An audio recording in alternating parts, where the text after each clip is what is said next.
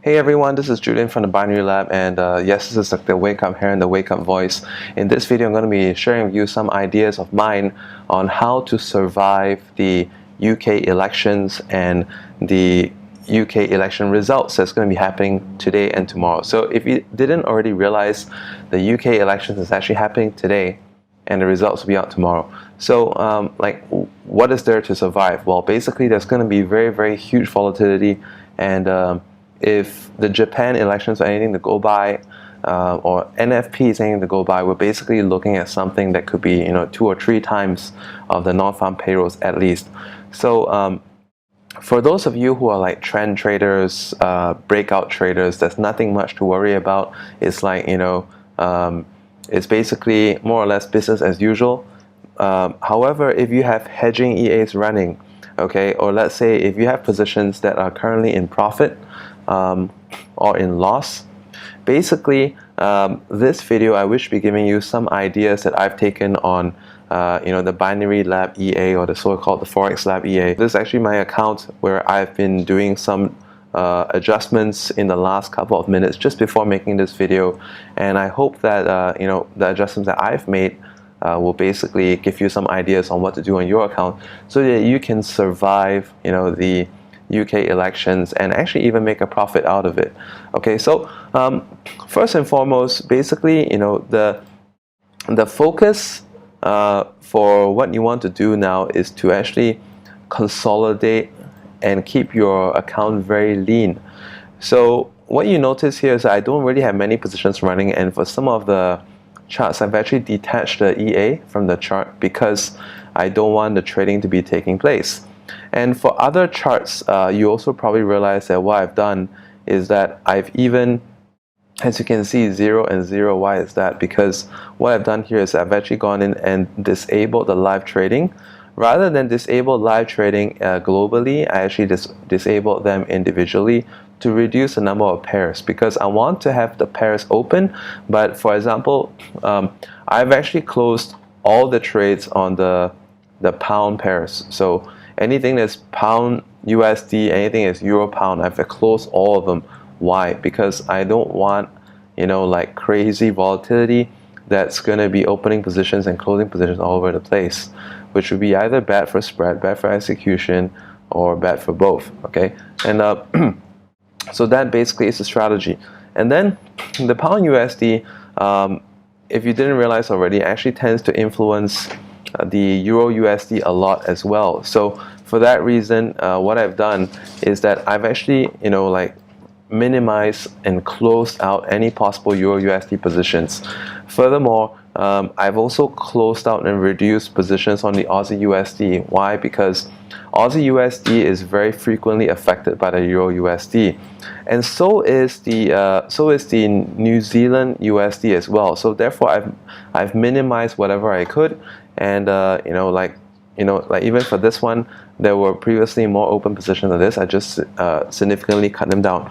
Why is that? Because we want to keep as much leverage, as much margin available as possible, so that you can actually keep your account very lean, so that if there is any movements that can happen against you, you're gonna be, let's say if you have a hedging account, you're not gonna be opening positions all over the place, like what I mentioned earlier.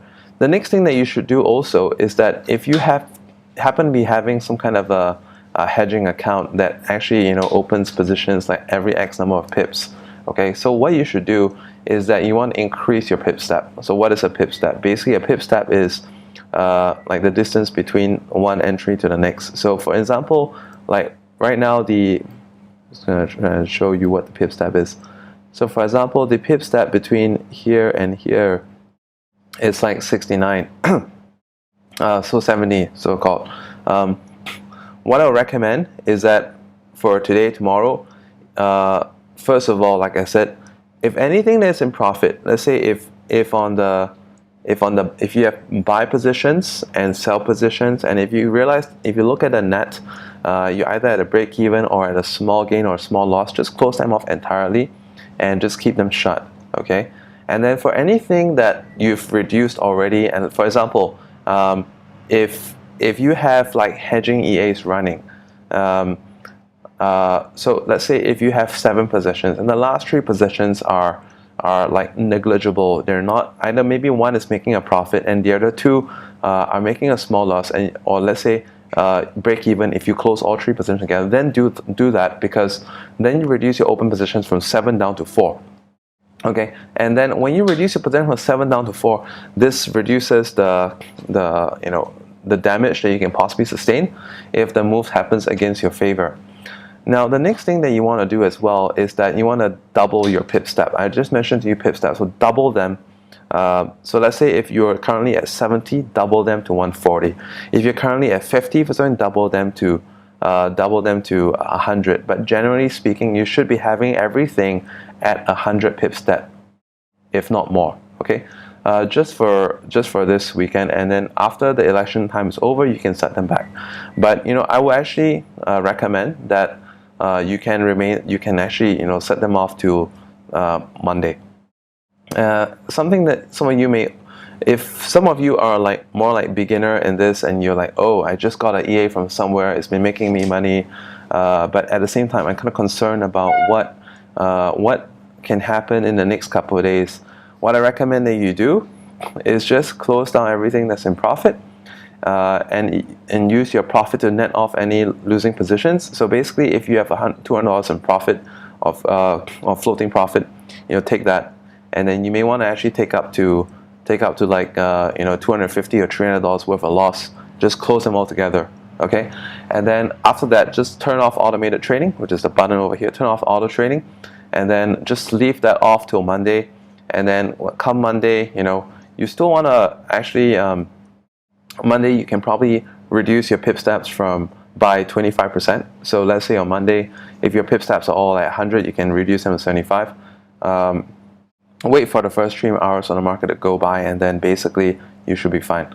And then what about for those of you who are running breakout type of EAs? Okay, if you're running breakout type EAs, what you need to do is that, like I mentioned, the spreads could be enlarged during this period of time, because if the market is running heavily, a lot of volatility, a lot of people, and especially the big institutions, are going to try to get the orders in.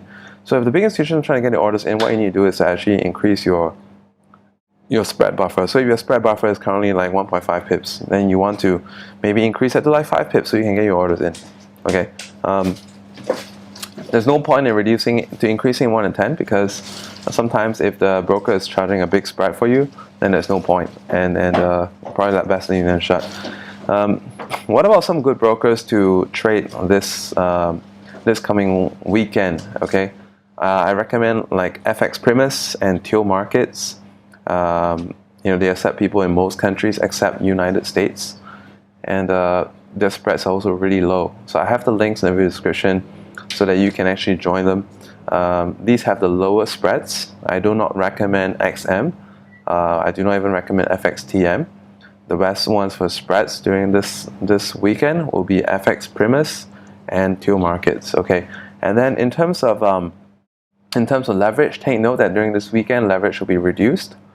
And when you take your positions, if you're doing manual trading, as usual, I recommend that you calculate your positions according to your stop loss. You may need bigger stop losses, and something as well that you wish to take note of is that if you are setting your stop losses, you want to give if you're setting your stop loss just based on swing high or swing low, please add some buffer to that. Maybe if you usually add 10 pips of buffer, add like 15 or 20, because of spread widening, your stop losses can get hit, or basically stop hunted. So you don't want to have that. And if you apply all these tips that I mentioned in this video, it's going to help you have a really good, either a profitable weekend or one that doesn't worry you or actually adds additional losing positions to your account.